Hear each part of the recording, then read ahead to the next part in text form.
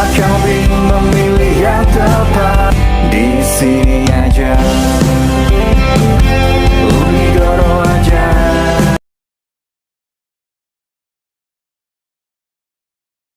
Memories follow me left and right. I can feel you over here, I can feel you over here. You take up every corner of my mind. What you got?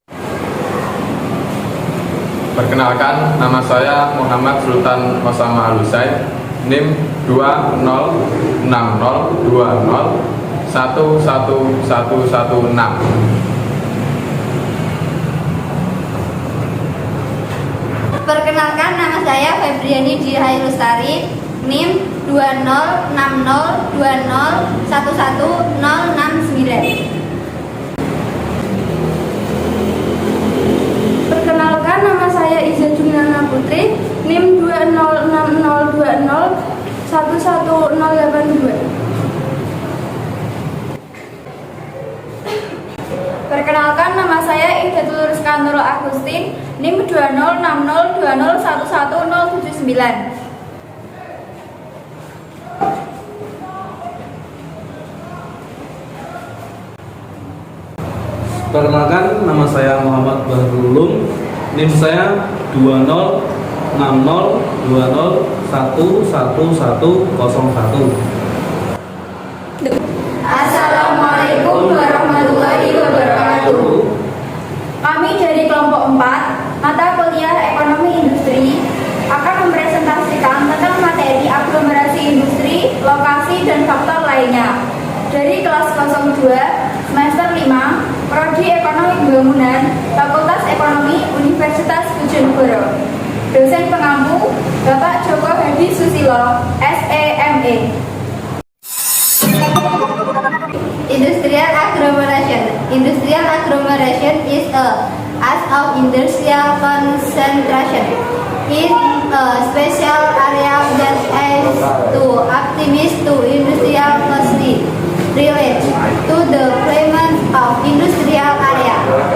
Aglomerasi industri adalah suatu tindakan pemusatan industri di suatu kawasan khusus yang bertujuan untuk mengoptimal industri berkaitan erat dengan penempatan kawasan industri. Industri sendiri harus ditempatkan di suatu lokasi yang dapat menunjang kegiatannya dengan baik. Adapun lokasi industri merupakan tempat atau wilayah di muka bumi beserta segala unsur-unsurnya, meliputi unsur fisik serta unsur sosial yang berkontribusi terhadap kelancaran dan perkembangan kegiatan industri secara optimal. Unsur-unsur yang ada dalam lokasi industri tersebut termasuk faktor-faktor seperti 1. Bahan mentah, 2. Modal, 3. Tenaga kerja, 4. Sumber energi, 5. Sumber air, 6. Transportasi, 7. Pasar, 8. Iklim, 9. Teknologi, dan yang terakhir peraturan dan perundang-undangan. Menurut Kuncoro 2012, aglomerasi adalah konsentrasi spesial dari aktivitas ekonomi di kawasan perkantoran karena penghematan akibat lokasi yang berdekatan, yang disosialisikan dengan kluster spesial dari perusahaan, para kerja, dan konsumen. Sedangkan menurut Koleh Maimen 2002, aglomerasi adalah industri tidak berlokasi secara merata pada seluruh wilayah, akan tetapi mengelompok secara berdekatan pada bagian tertentu di wilayah tersebut. Sedangkan menurut Landianto 2005, aglomerasi adalah konsentrasi dari beberapa fasilitas pendukung yang melayani industri-industri. Fasilitas mendukung tersebut antara lain 1. Transportasi, 2. 2. Ketersediaan tenaga kerja dengan keahlian yang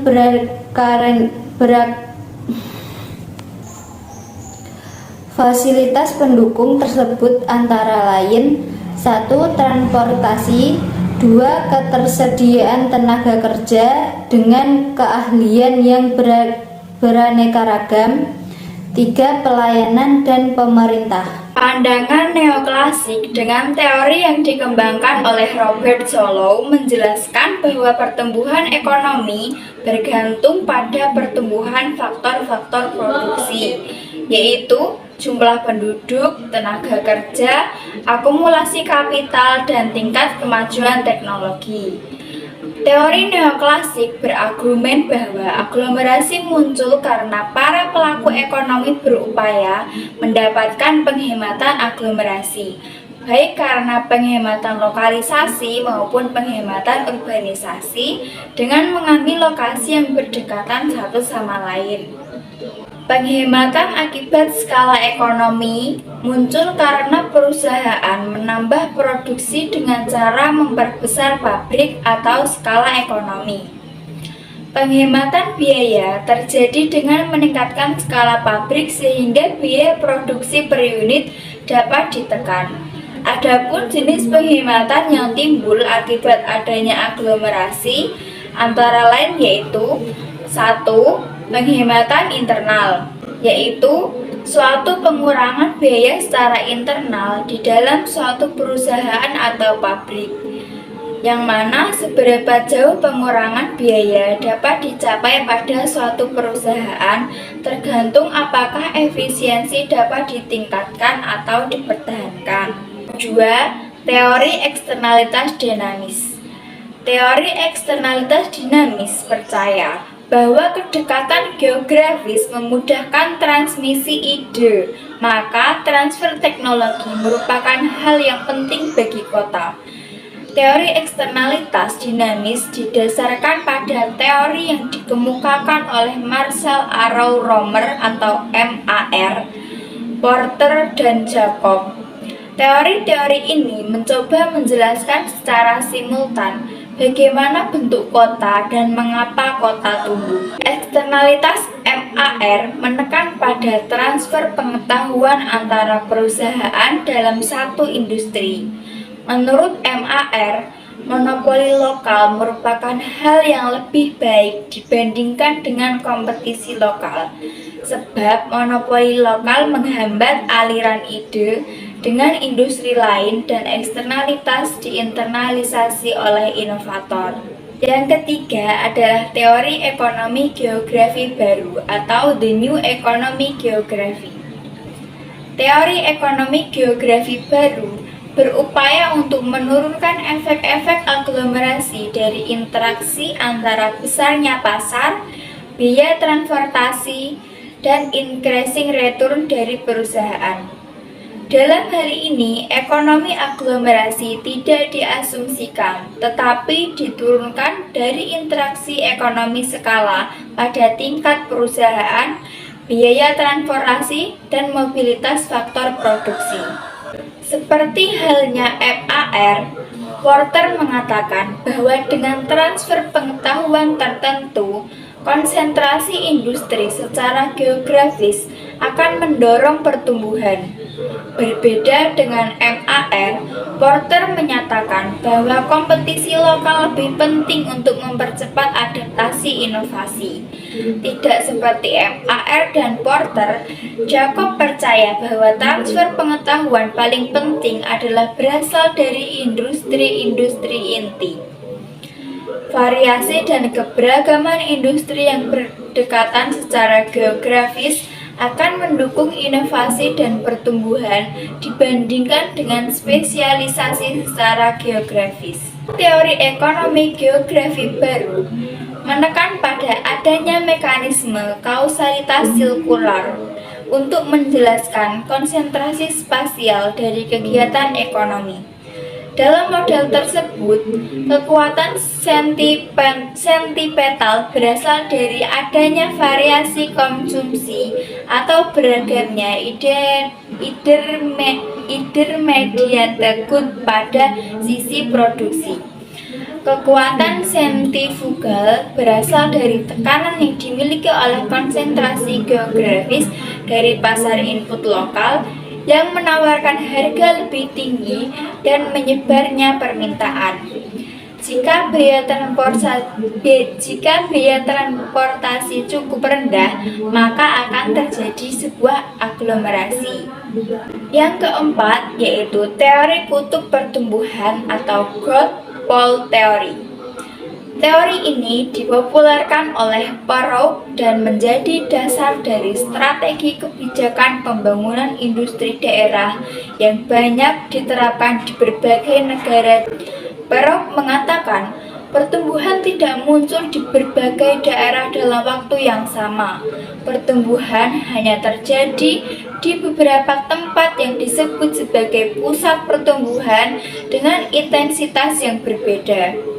Ditinjau dari aspek-aspek lokasinya, pembangunan ekonomi di daerah merata dan cenderung terjadi proses aglomerasi atau pemusatan pada pusat-pusat pertumbuhan, yang pada nantinya pusat-pusat pertumbuhan tersebut akan mempengaruhi daerah yang lambat perkembangannya.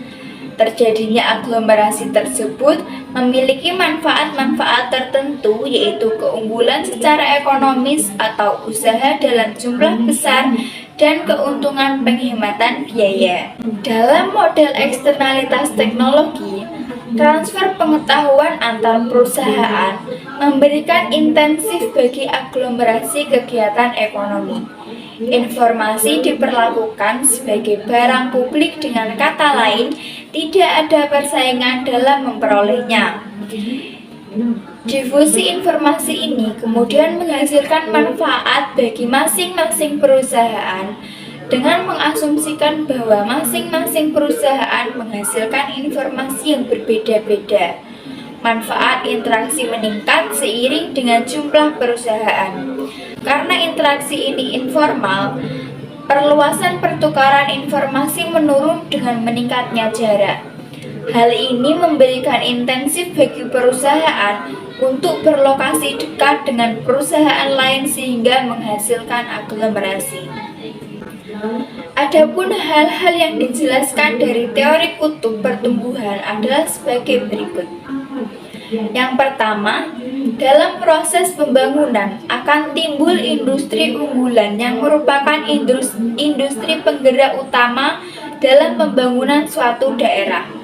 Karena berkaitan erat dengan industri satu sama lain, maka pembangunan industri unggulan akan mempengaruhi perkembangan industri yang lain yang berhubungan erat dengan industri unggulan tersebut. Yang kedua, pemusatan industri pada suatu daerah akan mempercepat pertumbuhan perekonomian. Karena pemusatan industri akan menciptakan pola konsumsi yang berbeda antar daerah, sehingga pembangunan industri di suatu daerah akan mempengaruhi perkembangan industri di daerah-daerah yang lainnya. Yang ketiga, perekonomian merupakan gabungan dari sistem industri yang relatif aktif atau industri unggulan dengan industri yang relatif pasif, yaitu industri yang tergantung dari industri unggulan atau pusat pertumbuhan. Daerah yang relatif maju akan mempengaruhi daerah-daerah yang relatif pasif tersebut. Three factor. Number 1, raw materials. Number 2, energy. Number 3, labor. Number 4, transportation. Number 5, climate. Number 6, market. Number 7, technology. Number 8, cash efficiency. Number 9, relative sales taxes. Dapat beberapa faktor-faktor industri.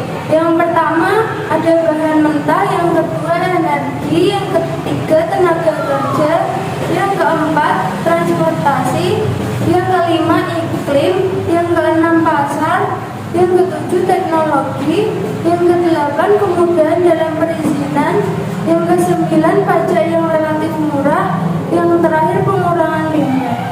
Untuk menilai efisiensi efisiensi suatu industri, berbagai faktor ini perlu diperhitungkan, karena tidak semua unsur yang mendukung kegiatan industri ini tersedia dan mudah diperoleh di sembarang wilayah.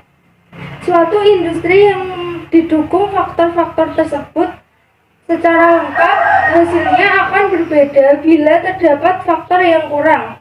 Ketika faktor pendukung tersebut tersedia dan memadai, kegiatan industri yang dijalankan akan menguntungkan.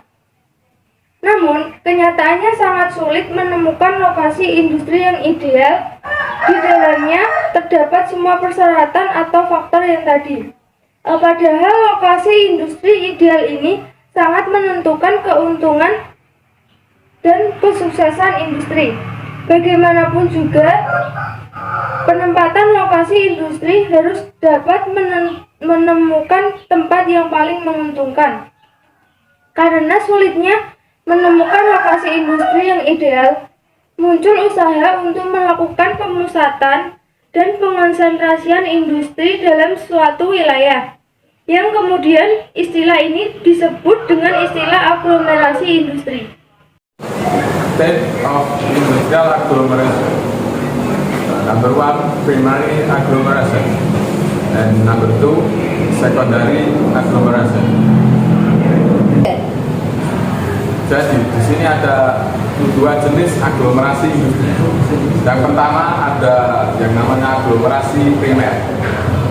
Jadi aglomerasi primer merupakan perusahaan yang baru muncul serta tidak ada hubungan dengan perusahaan lama yang sudah terdapat di wilayah aglomerasi. Dan kemudian ada yang kedua yaitu aglomerasi sekunder. Aglomerasi sekunder adalah perusahaan yang baru beroperasi, merupakan perusahaan yang mempunyai tujuan memberikan pelayanan pada perusahaan lainnya. Selanjutnya di sini ada contoh, yaitu aglomerasi industri yang merupakan bentuk pemusatan industri. Industri garmen misalnya akan berada pada lokasi yang saling berdekatan satu sama lain dan memilih tempat yang tersedia pemasok seperti bahan produksi, tenaga kerja, sumber energi, dan juga faktor-faktor yang lain. Dan kemudian begitu pula industri konveksi yang berada berdekatan dengan industri-industri konveksi lainnya. Industri kerajinan dibangun dekat dengan pemukiman sehingga penduduk dapat menghasilkan produk padat karya dengan efektif.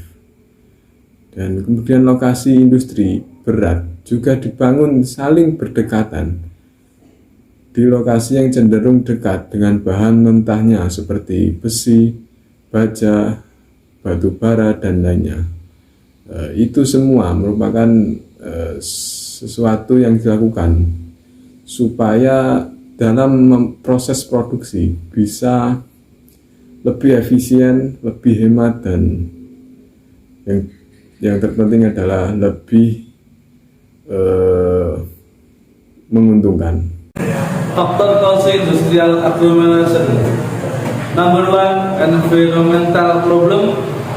Number 2, strategic location. Number 3, land condition. Number 4, infrastruktur maintenance. Oke. Nah, ya di sini saya akan menjelaskan masalah faktor-faktor yang menyebabkan aglomerasi industri. Yang pertama, masalah lingkungan, yaitu industri yang terpusat dalam suatu lingkungan membuat lebih mudah dikelola. Yang kedua, ada letak yang strategis, yaitu lokasi industri strategis untuk mencapai berbagai faktor industri pendukung. Yang ketiga, ada kondisi lahan, yaitu industri harus berada di atas lahan yang sesuai dan mendukung. Yang keempat, itu ada kelengkapan infrastruktur, yaitu infrastruktur yang lengkap akan lebih mengundang perhatian industri. Pertimbangan suatu perusahaan dalam aglomerasi industri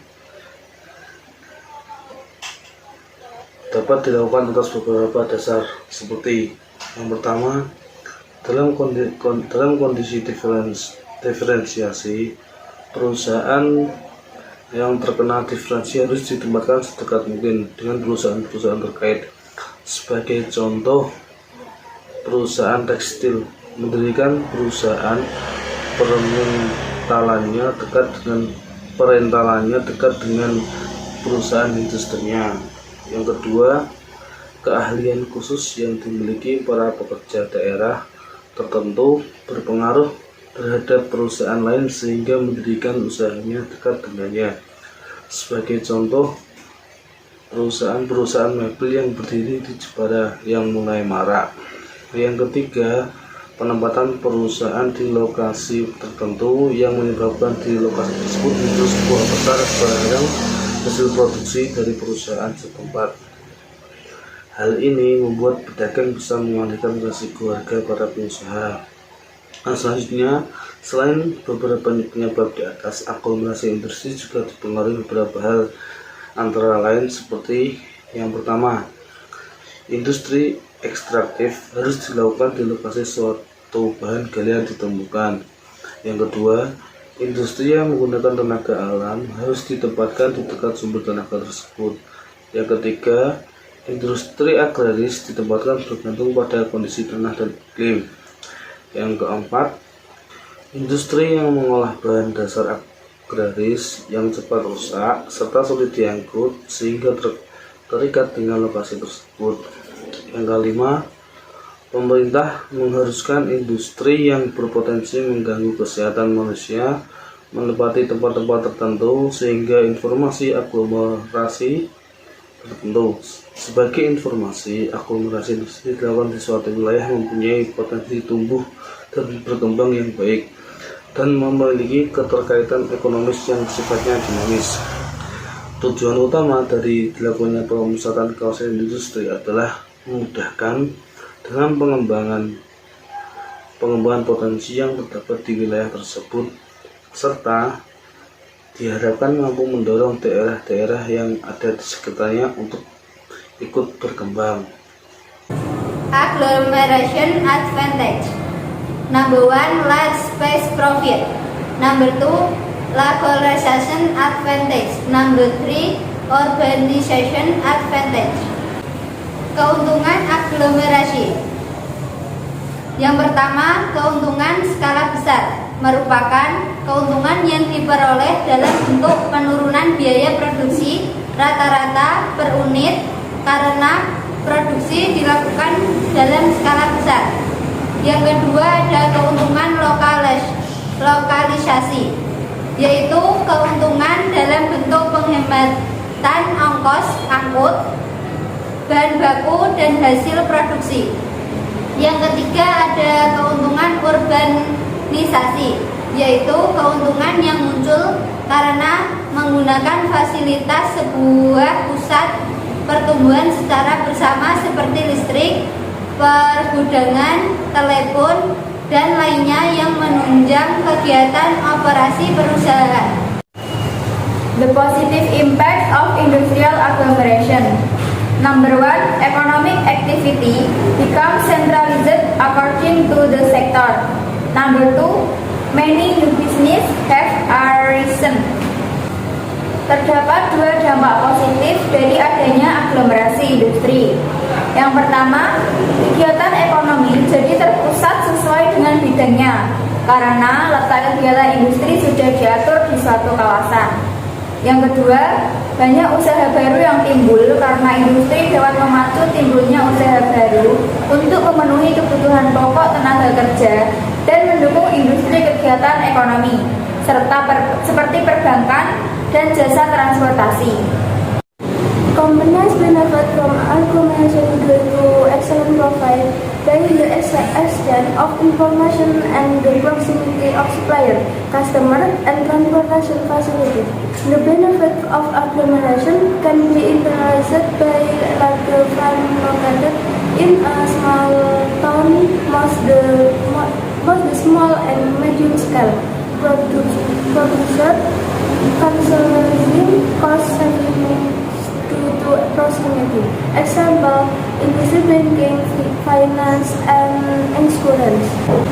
Perusahaan mendapat manfaat dari adanya aglomerasi disebabkan oleh keunggulan yang disediakan oleh pertukaran informasi dan kedekatan supplier, customer, dan fasilitas transportasi. Manfaat dari aglomerasi dapat disentralisasikan oleh perusahaan besar yang beralokasi di kota kecil. Sebagian besar produsen skala kecil dan menengah dapat merealisasikan penghematan biaya karena kedekatan. Contohnya industri, perbankan, keuangan, dan asuransi. Kemudian ada case study, the choice of PT Semen Gresik, location on the outskirts of the city of Gresik, is expected to overcome the economic problems of the people in the area, so that it can advance the area the same as other part of the city of Gresik. Ini ada studi kasus tentang aglomerasi industri, yaitu ada teori lokasi industri pada PT Semen Gresik. Gresik merupakan kabupaten atau kota yang berbatasan dengan ibu kota Provinsi Jawa Timur, yaitu Surabaya. Infrastruktur di Kabupaten Gresik ini sudah cukup memadai. Industri di Jawa Timur sendiri yang sudah berkembang dan cukup terkenal adalah PT Semen Gresik. Lokasi PT Semen Gresik di sini menggunakan teori Weber, yaitu yang ke-1, yaitu daerah industri berada di tengah-tengah di antara pasar dan bahan baku. Hal ini menjadi pertimbangan karena jarak dari pabrik yang dekat dengan bahan baku dan jangkauan pasarnya juga luas. Case study, the wood processing industry in one of the fastest growing industry but has problem with the availability of raw material. In order for the industry to continue to complete one of the strategies for production efficiency is by utilizing agglomerated industry. Thus, agglomeration usually generates economic benefits in the form of an abundance of labor, cooperation with special suppliers, transfer of knowledge and technology, and marketing cooperation.